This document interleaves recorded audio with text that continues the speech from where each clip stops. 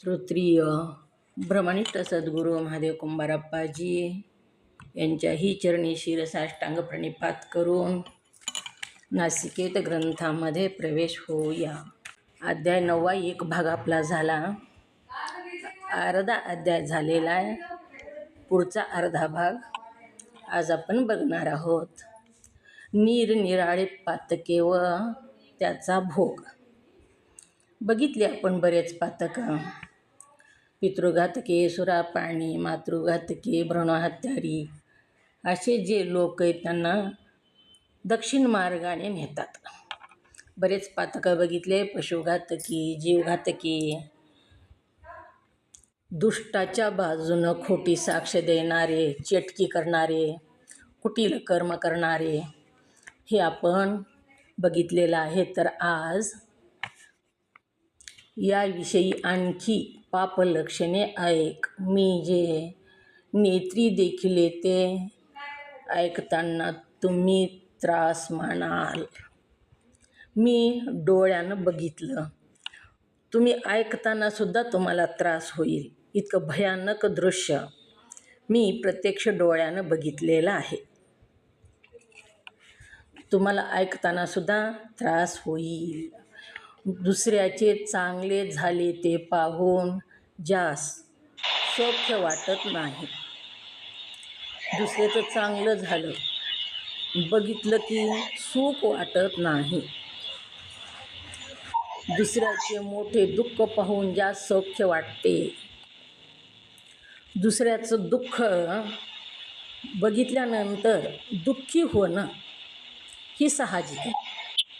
दुसऱ्याचं दुःख बघितलं की आपल्याला पण दुःख होणं.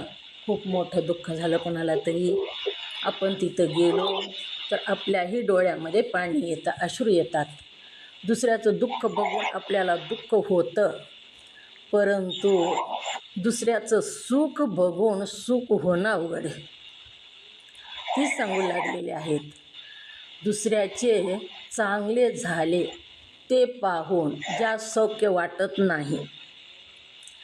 दुसरे सुखी झाले म्हणजे सुख न वाटणं. दुसऱ्याला सुख प्राप्त झालं की विनाकारण खरखर होईल का?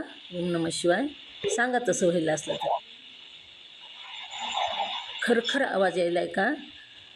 मुद्रिका ताई तर दुसऱ्याचं सुख बघून सुखी होणं अवघड आहे.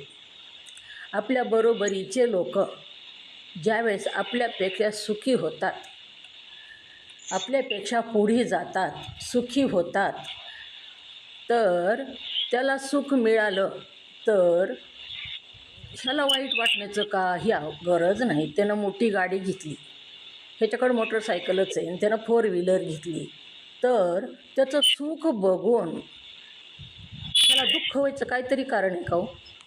आहे का कारण काहीतरी? त्यानं पैसा कमावला, त्यानं मेहनत केली आणि त्यानं गाडी घेतली. मग त्याची गाडी बघून मी उघडे का कोणाचं? त्याची गाडी बघून दुःख होण्याचं काहीही कारण नाही. तरीसुद्धा दुःख होतं. अशी वृत्ती असणारे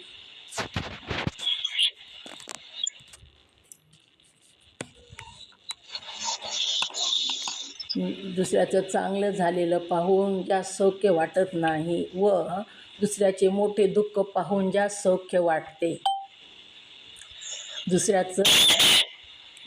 जेव्हा दुसऱ्याचं चांगलं होतं तेव्हा साधू संतांना आनंद होतो. अरुण कोणे म्यूट करा. ओम नमः शिवाय. अरुण म्हणून कोण ॲड आहे ते म्यूट करा. जेव्हा दुसऱ्याला दुःख होतं तेव्हा आपल्याला दुःख झालं तर ते साहजिक आहे. पण दुसऱ्याचं सुख बघून आपल्याला सुख होत नाही. असे जे लोक असतात ते साधू संत असतात. ज्याला दुसऱ्याला सुख झालं की आपल्याला पण सुख होतं. त्यांना वाईट वाटत नाही. आधी सगळ्यांचं चांगलं व्हावं, त्याच्या पाठीमागून माझं व्हावा, अशी वृत्ती असते साधू संतांची. साधू संत भक्ती करत असताना अरुण कोणे म्यूट करा ताई, म्यूट करा. अरुण नावानं कोण ॲड आहे, म्यूट करा.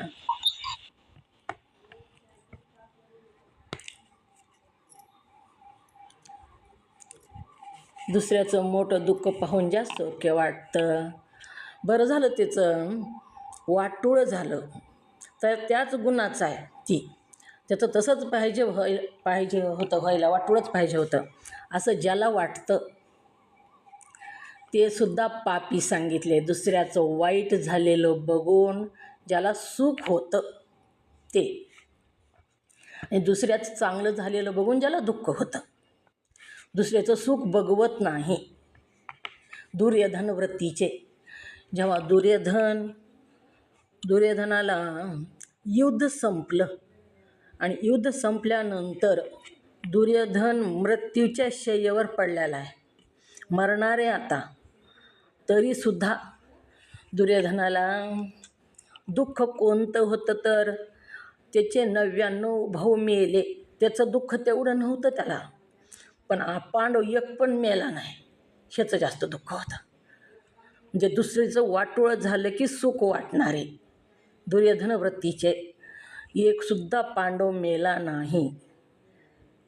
जेव्हा दुर्योधन शरपंजरी पडलेला आहे, मांडीमध्ये गदा बसलेली, मांडीवर भीमाची मांडी फुटलेली, आणि काळ मृत्यू येणारे आता. आणि त्यावेळेस त्याला अश्वत्थामा भेटायला गेला, द्रोणपुत्र अश्वत्थामा.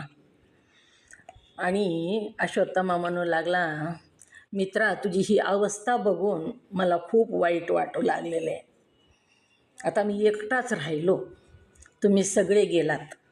तेव्हा दुर्योधन म्हणू लागला, मित्रा मला मरण्याचं काहीच वाटेना, मरण तर येणारच आहे, मी मेलो तर मेलो, पण मला एकच दुःख आहे की माझे 99 भाऊ मेले, त्याचं तेवढं दुःख नाही मला, पण पांडव एक पण मेला नाही, त्याचं मला जास्त दुःख आहे. कोणती वृत्ती बघा ही, माझं वाटोळं झालं तरी माझ्यापेक्षा त्याचं वाटोळं झालं पाहिजे, ही दुर्योधनी वृत्ती. जेव्हा असं सांगितलेले अश्वत्थाम्याला, अश्वत्थामा म्हणू लागला, मित्रा मी काय करतो, तुझी शेवटची इच्छा पूर्ण करतो. युद्धामध्ये रात्री युद्ध करायचं नाही, सूर्यास्तानंतर असा नियम होता. पण तरीसुद्धा ह्या अश्वत्थाम्यानं त्या दुर्योधनाची शेवटची इच्छा पूर्ण करायची. उद्या सकाळपर्यंत मी 5ही पांडवाचे मस्तक खोडून आणून तुझ्या जवळ आणतो, तोपर्यंत तू प्राण धर, प्राण सोडू नकोस, असं सांगितलेलं आहे. गेला पहाटच जिथं पांडव झोपलेले होते त्यांच्या महालामध्ये शिरला, आणि पहाट पांडव आंघोळीला गेलेले होते ब्रह्ममुहूर्तावर. त्यावेळेसनं पहाटच 3च्या नंतर पांडवाचे 5 मुलं झोपलेले होते द्रौपदीचे. 5ही मुलाचे मुंडके कापले, त्यानं कोणही ती बघितलं नाही, काय नाही, अविचारीपणानं. रात्री युद्ध पण करायचं नव्हतं, मला जे लागायचं आहे ते पाप लागू दे मित्रा, तुझी शेवटची इच्छा मी पूर्ण करणार म्हणून 5ही द्रौपदीच्या मुलाचे मुंडके कापले, पोत्यामध्ये भरले आणि दुर्योधनाकडे नेले. दुर्योधनाने जेव्हा बघितलं तेव्हा तो म्हणू लागला, मित्रा अरे पांडव मेलेच नाहीत अजूनसुद्धा, ही जी मुंडके आहेत ते तो पांडवाच्या मुलाचे आणलेस, मला पांडवाचे पाहिजे होते. अशा प्रकारे दुसऱ्याचं वाटोळं झाल्यानंतर जे सुखी होतात आणि दुसऱ्याचं चांगलं झालेलं ज्यांना बघवत नाही, हे सुद्धा त्या दक्षिणद्वारानंच जातात. साधू संत ईश्वराला सुद्धा साधना करताना कोणती मागणी मागतात तर, क्षणोक्षणी मला तुझा विसर होऊ नये, ह्याची दान दे गा देवा, तुझा विसर न व्हावा, ही मागणी मागतात साधू संत भक्त. परंतु जे दुर्जन असतात ना, ते देवाची भक्तीसुद्धा करताना दुसऱ्याचं वाटोळं होण्यासाठी भक्ती करतात. ह्याची दान देवा देवा, शेजाऱ्याला रोग व्हावा, अशा प्रकारच्या इच्छा करून ईश्वराची भक्ती करतात, असे लोकांना सुद्धा दक्षिण द्वारानेच जावं लागतं. दुसऱ्याचे मोठे दुःख पाहून ज्या सौख्य वाटते, बरं झालं त्याला दुःख झालं, त्याच गुणाचा आहे तो, असं ज्याला वाटतं. दुसऱ्याला दुःख झालं की ह्याला सुख वाटतं. त्याचे चित्त पातकी रत झाले. त्याच्या चित्तामध्ये सारखे पाप करण्याची वृत्ती असते त्याची. कोणतं पाप करावं, पापीचा असतो तो. जो पराचे गुणदोष पाहतो, दुसऱ्याचे दोष त्याला दिसतात. साधू संतांमधलेही दोष तो काढतो, देवामधले सुद्धा दोष काढतो. देवामधले दोष काढणारे सुद्धा लोक आहेत. मी 2 बायका केल्या तर काय झालं, कृष्णानं तर किती केल्या, असं म्हणणारे सुद्धा आहेत. देवाचे सुद्धा दोष काढतात असे लोक. गुणदोष पाहतो त्यासही मी नरकी देखिले, असे लोकसुद्धा मी नरकामध्ये पाहिलेले आहेत. तसेच सूतक आणि अमंगळ व शूद्रे काढणारे जे खळ आणि पातकी, सूतक पाळत नाहीत कोणतंच.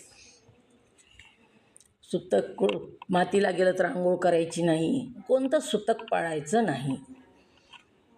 अशा सूतक पाळत नाहीत, अमंगळ राहतात, आंघोळ रोज करत नाहीत, अमंगळ राहतात, मंगळ राहत नाहीत, शुद्ध राहत नाहीत, असे लोक. दुसऱ्याचे जी उणीव शूद्रे काढणारी, इथं छिद्रे असेल, शूद्रे झाले, काढणारे जे खळ म्हणजे दुसऱ्यामध्ये काय उणीव आहे, सद्गुण कधीच कुणाचे सांगणार नाही. तो किती बेकार आहे ही सांगणार. त्याच्यामध्ये दुर्गुण कोणते ते हुडकून काढणार. दुसऱ्यामध्ये काय कमी आहे ते हुडकून काढून त्याच्यावरच बोट ठेवणार. त्याला सद्गुण कुणाचेच दिसत नाहीत. जसा स्वतः जसं असेल तसंच जग दिसतं. काळवेळ झालेल्या माणसाला सगळं पिवळंच दिसतं.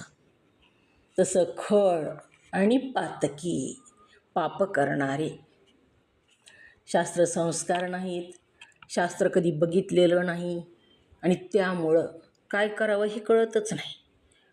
अखंड पाप कर्म करणारे, कोणतंच बंधन न पाळता पाप कर्म करणारे पातकी, याचे मेळे सकळ सांगतो ते ऐक.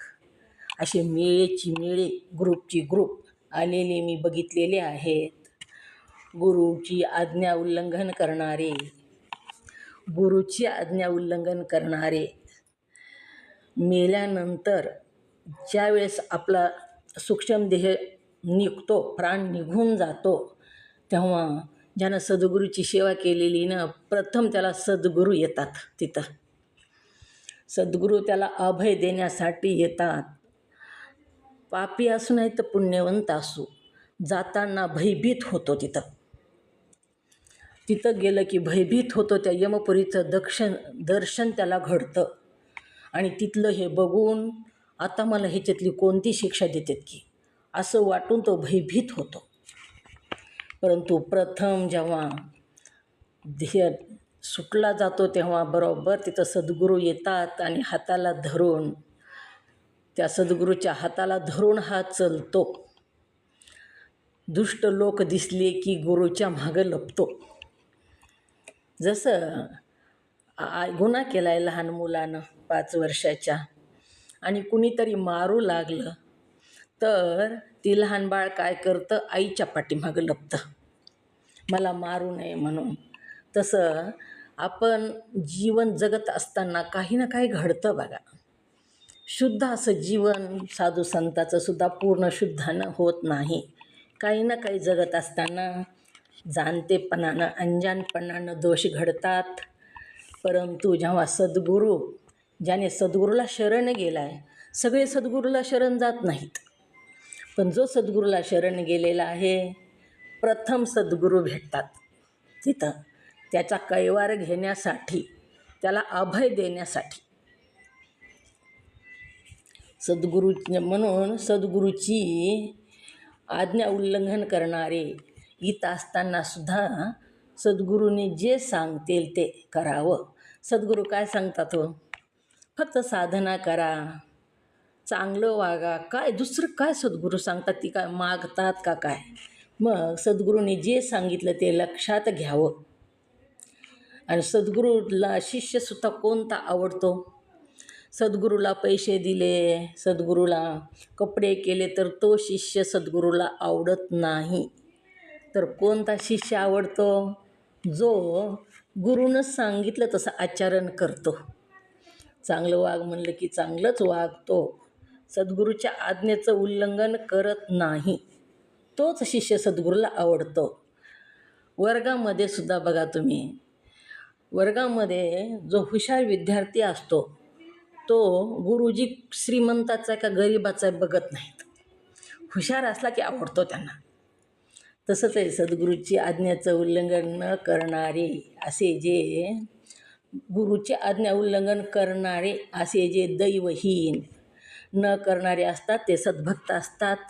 आणि आज्ञेचे उल्लंघन जे करतात ते दैवहीन, त्यांचं सुदैव नसतं तर दुर्दैवी असतात. हे असे दैवहीन पूर्वीच्या पापामुळं त्यांना अशी बुद्धी झालेली असते. जसं धनाचं आहे तसंच पाप पुण्याचं सुद्धा आहे. धन असलं का नाही, त्या धनाशेजारी व्यापार करून तो धनानं दुसरं धन कमवू शकतो. कोणताही व्यापार करायचा तर आपण काय म्हणतो? पैसा असायला पाहिजे हो व्यापार करायला. कशानं करावा व्यापार? मग पैसा जर असेल तर त्या धनाला लागून दुसरं धन येतं. तसंच पुण्याचं सुद्धा आहे आणि पापाचं सुद्धा. पुण्यवंत असेल तर पहिल्या पुण्याईमुळं दुसरे पुण्य करण्याचा योग येतात आणि दुसरं पुण्य घडत चालतं. व्याजावर व्याज, चक्रवाढ व्याज वाढत चालतं. आणि पापी लोकांना तसे योग येत नाहीत. ते सत्कर्म करू लागले तरीसुद्धा त्यांना अनेक अडथळे येतात आणि त्यांच्या हातानं सत्कर्म घडत नाही. का तर पहिलं पाप असतं, दैवहीन असतात ते. असे दैवहीन नरकाचे दारुण दुःख भोगतात. असे जे लोक असतात ते नरकात जातात, नरकाचे दारुण दुःख भोगतात. ते मी पाहिलेले आहे. दुसऱ्याची वृत्ती बळेच हरण करून व सीमा फोडून भूमिचोर करणारे. दुसऱ्याच्या पाप करण्याचं दुसऱ्याच्या मनामध्ये नाही. तो नको म्हणू लागला कुठली चोरी करायची एखाद्या वेळेस, चल आमच्याबरोबर चोरी करायला असं जर म्हणलं, तो नाही म्हणू लागला, नको म्हणू लागला, तरीसुद्धा एवढे आमच्यासाठी करणार नाहीस का, तो मित्र आहेस आमचा, असं भरीवर घालून त्याला त्याच्या वृत्ती दुसऱ्या मार्गाला लावणारे, दुसऱ्याची वृत्ती बळेच हरण करून दुसऱ्याची चांगली वृत्ती असेल तरी वाईट मार्गाला लावणारे. एखादा मद्यपान करत नाही आणि मद्यपान करणाऱ्याच्या मेळ्यामध्ये तो प्रवासाला गेला. तो किती जरी नाही म्हणू लागला तरी त्याला बळजुबरीनं आजच्या दिवस घेतलं तर काय होते म्हणून त्या मार्गाला नेणारे. म्हणजे वाईट वृत्ती बळेच, त्याला स्वतःला करायचं नाही पण बळजुबरीनं त्याला त्या मार्गावर नेणारे, वृत्ती बळेच हरण करून व आणखीन एक सांगितलं सीमा फोडून भूमिचोर करणारे. बघा तुम्ही किती सूक्ष्मातलं सूक्ष्म सांगितलेलं आहे. शेजाऱ्याचं शेत तासानं तास सीमा फोडून, सीमा लावलेली आहे त्याचं 2 एकर आपलं 2 एकर, पण हळूहळू 1-1 तास त्याच्या शेतामध्ये घालायचं आणि त्याची भूमी चोरून घ्यायची, शेजारीची सीमा फोडून, बांध फोडून त्याच्या शेत हळूहळू आपल्याकडं घेणारे भूमिचोर, चोरी करणारे त्यास आसीपत्राने ताडतात, चाबकाने मारतात त्याला. तिथं दुसऱ्याची जमीन हडप करणारे किंवा तासातासानं दुसऱ्याची जमीन आपल्याकडं घेणारे, घर फोडून रत्न चोरी व मार्ग पाडून खान खाली व देवद्रव्य हरण करून अनाथास विघ्न करणारे, घर फोडून म्हणजे चोरी करणारे. प्रत्येकाचा हिशोब तिथं द्यावाच लागतो आणि तिथं देऊन भागत नाही. तिथंसुद्धा कल्पांतापर्यंत ते दुःख भोगून पुन्हासुद्धा नीच येवणीत घालतात ते भोगण्यासाठी. आणि नीच येवणीत बदलत बदलत 84 लक्ष येवणीमध्ये पुन्हा फिरतो आपण. जो हे पापी जीव आहे तो एक चोर चोरी करायला गेला आणि सोनं नाणं सगळं चोरून घेतलं त्यानं रात्री आणि जाऊ लागला परत जाताना त्या व्यक्तीच्या दारामध्ये एक म्हैस बांधलेली होती. ती म्हैस जी होती ती माणसासारखं बोलली त्या चोराला, एवढ्याचं एवढं तर एवढ्याचं केवढं, असं म्हैस बोललेली बघून तो चोर म्हणू लागला, काय म्हणलीस? तेव्हा ती म्हणाली, तेवढ्याचं एवढं तर एवढ्याचं केवढं. मला त्याचा काय अर्थ कळाला नाही, नीट सांगशील का? तो चोर म्हणू लागला. तेव्हा ती म्हैस म्हणू लागली, अरे मी पण चोर होतो, आदल्या जन्मी चोर होते आणि चोरी करायला त्याच्या घरात गेले, परंतु मला त्याच्या घरात काही सापडलं नाही आणि ताक ठेवलेलं होतं तांब्याभर, फक्त ताक पिले चोरून. तर त्याच्या दारामध्ये म्हैस होऊन वर्षभर त्याला ताक देत आहे. नुसतं ताक पिलं तर मी म्हैस होऊन ती परतफेड करते, तेवढ्याचं एवढ्याच्या ताकाचं मला जन्म म्हशीचा मिळाला आणि तू तर एवढं सोनं चोरून नेत आहेस, एवढं धन नेत आहेस, तर तुला काय होईल? तेवढ्याचं एवढं तर एवढ्याचं केवढं प्राप्त होईल. अशी भूमी चोर करणारे त्यास अशी पत्राने ताडतात, चाबकाने मारतात. घर फोडून रत्नचोरी व मार्ग पाडून खान. चांगला रस्ता आहे आणि त्या रस्ता उगाचच फोडायचा आणि तिथं खड्डे खांदायचे, असं विकृतीनं काम करणारे खान म्हणजे खड्डे खांदणारे, चांगल्या रस्त्यावर खड्डे खांदणारे. देवद्रव्य हरण करून अनाथास विघ्न करणारे, मंदिरातली चोरी करणारे. मंदिरातली चोरी, तीर्थाच्या ठिकाणी पाप हे वज्रासारखं होतं. अन्यक्षेत्रे कृतं पाप पुण्यक्षेत्रे विनश्यती, पुण्यक्षेत्रे कृतं पाप वज्रलेप भविष्यती. अन्यक्षेत्रामध्ये केलेलं जी पाप आहे ती आपण गंगादी स्नानाला जातो, तीर्थयात्रा करतो, तिथं निघून जातं. अन्यक्षेत्रामध्ये जे जाणतेपणानं अनजानपणानं आपल्याकडून जे पाप घडलेलं आहे ते पाप अन्यक्षेत्रे कृतं पाप, अन्यक्षेत्रामध्ये केलेलं पाप पुण्यक्षेत्री विनश्यती, पुण्यक्षेत्रामध्ये गेल्यावर त्याचा नाश होतो. तिथं स्नान देव धर्म दान धर्म जर केलं तर. परंतु पुण्यक्षेत्रे जर पाप केलं तर वज्रलेप भविष्यती, पुण्यक्षेत्रे कृतं पाप वज्रलेप भविष्यती. पुण्यक्षेत्रामध्ये जर पाप केलं तर ती मात्र कशानंच नाश होत नाही, वज्रासारखं लोखंडासारखं होऊन बसतं ते आणि भविष्यामध्ये ते भोगावं लागतं. म्हणून देवद्रव्य हरण करणारे म्हणजे मंदिरात चोरी करणारे, तीर्थाच्या ठिकाणी चोरी करणारे, पाप करणारे, तीर्थामध्ये जाऊन सुद्धा पाप करतात लोक. तीर्थाच्या ठिकाणी पाप चोरी करणारे, अनाथास विघ्न आणणारे, ज्याला कोणीच नाही, अनाथ आहे, एखादी विधवा बाई आहे, अनाथ आहे, तिलासुद्धा विघ्न आणणारे, किंवा मुलगा आई वडील नाहीत असा अनाथ आहे एखादं, त्यालाही विघ्न आणून त्रास देणारे व वड पिंपळ बिल्व छेदणारे, वडाचं झाड, पिंपळाचं झाड आणि बेलाचं झाड कापून टाकणारे. बेलाचं झाड जर कापलं तर वंशखंडन होतं असं सांगितलेलं आहे बघा. इतकं बेलाचं झाड लावलेलं पुण्य, मंदिर बांधल्यानं जे पुण्य प्राप्त होतं, महादेवाचं मंदिर बांधल्यानं ते पुण्य, एक बेलाचं झाड लावलं त्याला जर पाणी घालून मोठं केलं तर ज्याच्याकडं धन नाही त्याला मंदिर बांधणं होत नाही. द्यावं वाटलं तरी ज्याच्याकडं मंदिर बांधणं होत नाही, मंदिराला आपल्याकडं पैसा नाही द्यायला, तरी फक्त एक बेलाचं झाड लावायचं आणि त्याची काळजी घ्यायची. मात्र त्याला मोठं होईपर्यंत सांभाळायचं चांगलं, त्याच्या भोवताली कुंपण करून पाणी घालून, तर एक मंदिर बांधण्याचं पुण्य त्याला प्राप्त होतं.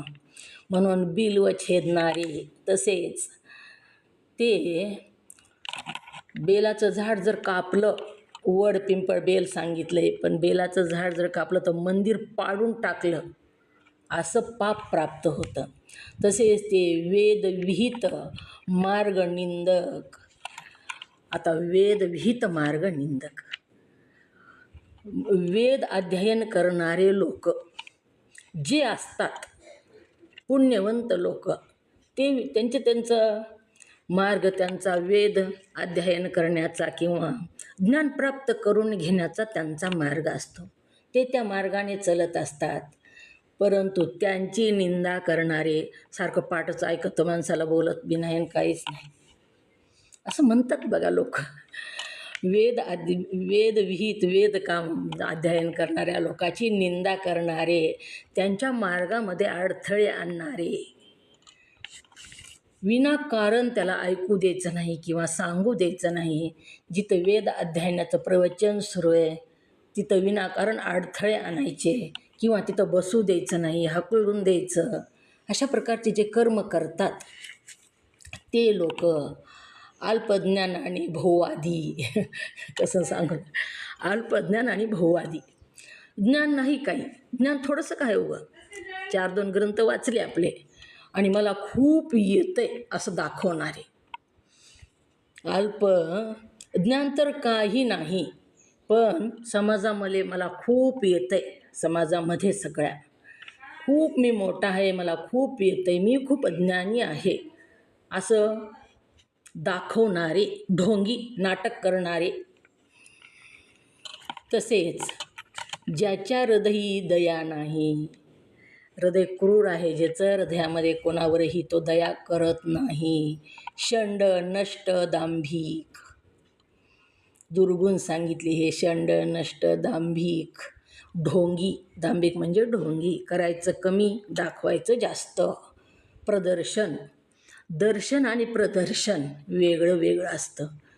जी मनापासून ऐकतो बघा आणि ऐकत असताना लोकाला दाखवित नाही, ते ऐकायलेलं लपवून ठेवायचा प्रयत्न करतो, म्हणजे ढोंग करतच नाही. त्याला फक्त दर्शन पाहिजे असतं, प्रदर्शन नको. काहीला दर्शन नाही, प्रदर्शन पाहिजे असतं.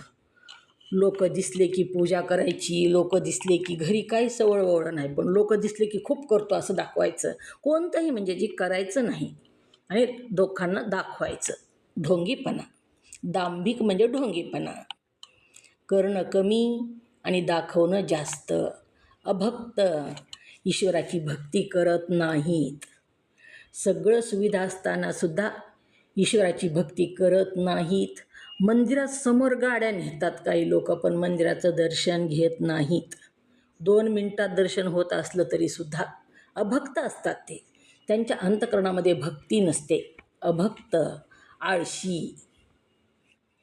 आळशीपणामुळं कोणतीच साधना होत नाही आळशी माणसाला. दुपारी उठायचं, कोणत्याही टायमाला आंघोळ करावी, देव नाही, धर्म नाही, काहीच नाही, असे लोक आळशी.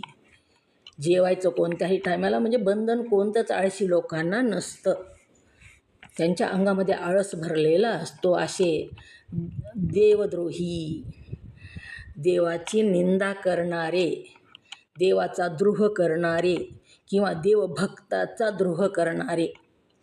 त्याच्या अंतःकरणामध्ये भक्ती आहे, त्याच्या पद्धतीनं तो भक्ती करतो, परंतु त्याला त्या भक्तीपासून परावृत्त करण्याचा प्रयत्न करणारे किंवा विनाकारण त्याला त्रास देणारे देवद्रोही, दुरात्मे असे जे वागणारे असतात ते दुरात्मे असतात. सधर्मकर्मी परांमुख, स्वतःच्या धर्माचीच निंदा करणारे, सधर्म कर्मी परांमुख आमचा धर्म चांगलाच नाही, आमच्या धर्मातले लोक चांगले नाहीत, दुसऱ्या धर्मातले लोक खूप चांगले आहेत, आमचे लोक नाहीत चांगले असं, किंवा आमचा धर्म वाईट आहे असं लोकांना सांगणारे परांमुख, देव पितराशी विनमुख, देवालाही मानत नाहीत, पितरालाही मानत नाहीत, अशाकडे पाठ करणारे, देव पितराशी विनमुख, धूर्तवादी, खोटं बोलणारे खोटं बोलत असताना लोकांची भांडणं लावणारे, म्हणजे ह्याचं त्याला सांगायचं आणि ते लावून पाडून सांगायचं, जास्त सांगायचं, ती म्हणला तरी सांगायचं, वाद लावून द्यायचा, धूर्तवादी, म्हणजे आपलं त्याच्यात मीठ मोहरी लावून काहीतरी लावून जास्तीचं लावून तो एखादा शब्द बोलला असेल विरोधक आहे म्हणून, पण आपलं लावून त्याला सांगून दोघांमध्ये धूर्तवादी असे, वंचक आणि विश्वासघातकी,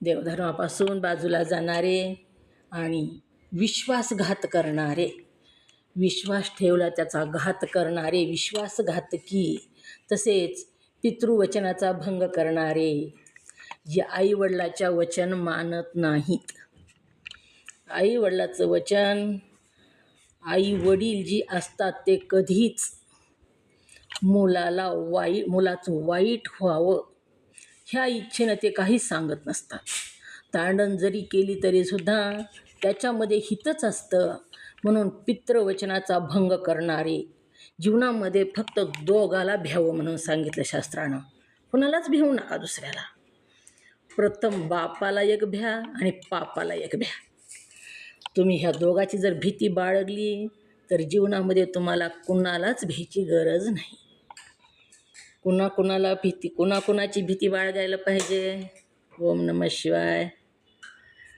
कुणाची भीती बाळगायची,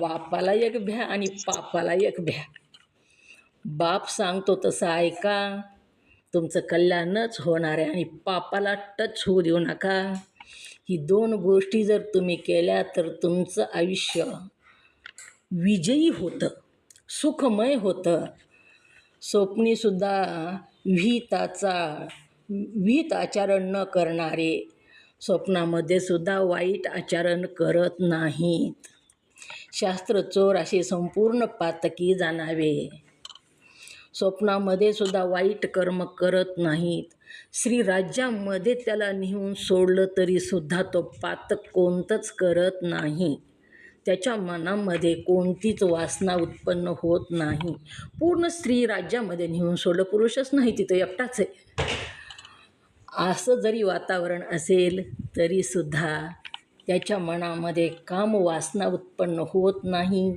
आणि तो वाईट कर्म, विहित आचरण न करणारे, चांगलं कर्म करत नाही, वाईट कर्म करणारे, चांगलं कर्म स्वप्नात सुद्धा करत नाही, विहित म्हणजे चांगलं कर्म न करणारे,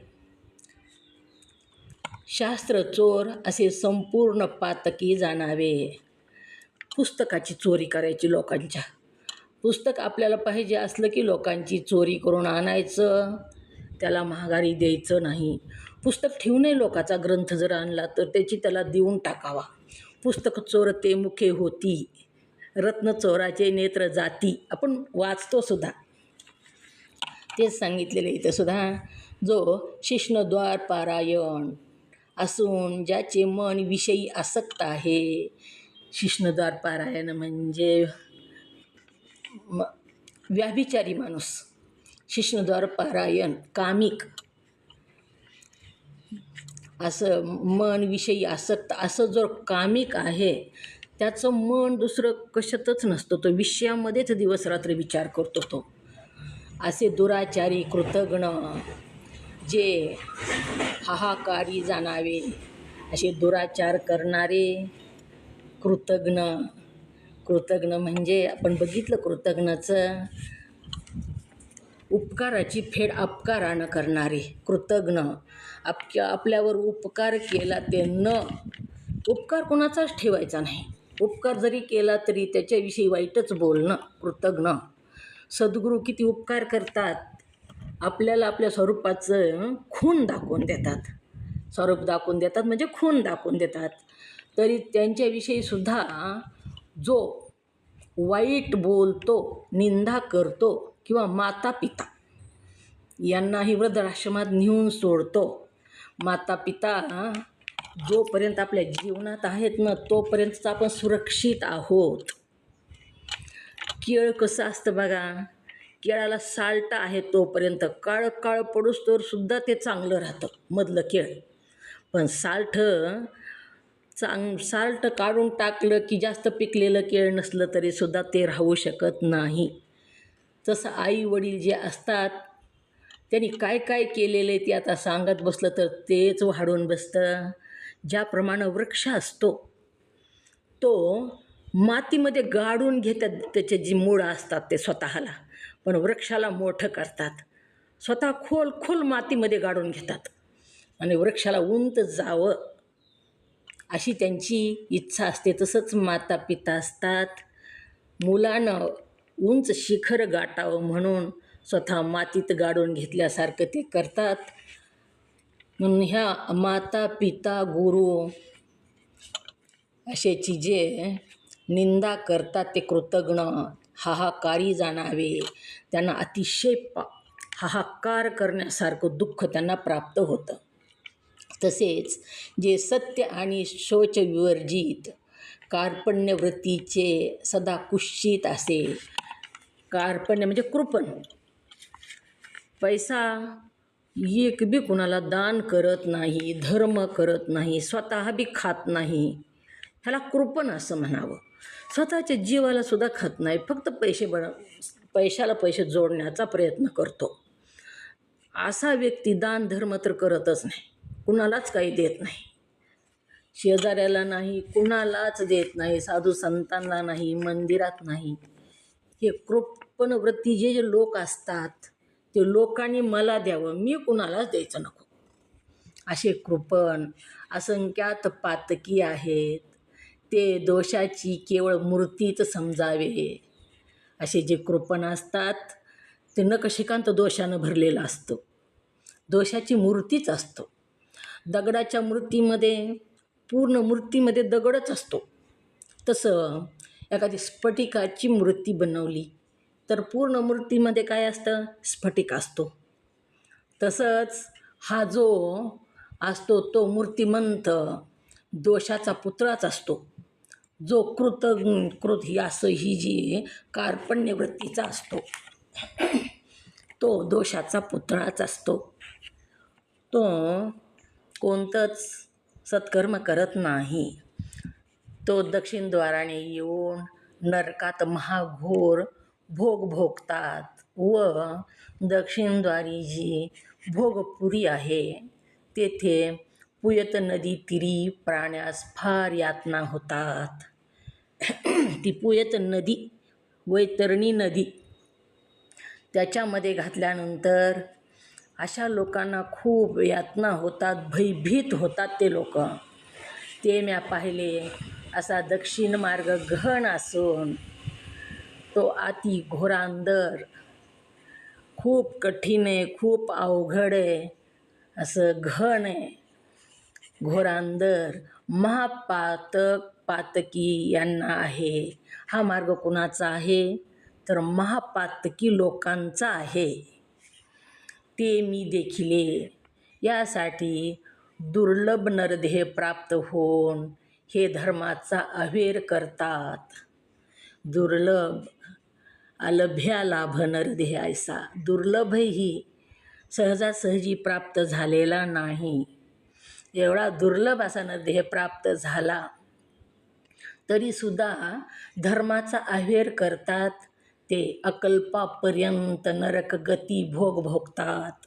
किती दिवस नरक भोगावा लागतो त्यांना तर अकल्पापर्यंत, कल्पांतापर्यंत, ज्याचे मोजमाप करता येत नाही. कल्पना किती करतो तसं नरकगती भोग भोगतात. म्हणून प्राण्यांनी नरदेह येऊन अतिदुस्तर जी माया ती मध्ये न सापडता धर्मकार्य साधावे. ही का करतो तर मायामुळं करतो. ईश्वरापासून माया उत्पन्न झाली आणि ईश्वराला झाकून टाकून तिचंच वर्चस्व सगळीकडं आहे. अशी ही अति दुस्तर आहे माया. ती मध्ये न सापडता धर्मकार्य साधावे. ही जे हरिभजन करीत नाहीत त्यास दारुण यमयातना होतात. जे हरिभजन करत नाहीत, धर्मानं वागत नाहीत, अधर्माचा स्वीकार करतात, धर्माचा त्याग करतात, अशा जे लोकांसाठी हा दक्षिण मार्ग सांगितलेला आहे. हे पातक सांगितले लहान मोठे सगळे सावध करण्यासाठी. इतरही सांगितले पातक. हे सुद्धा ऐकणारे सद्भक्त असतात. इथं दुर्जन ऐकायला येत नाहीत.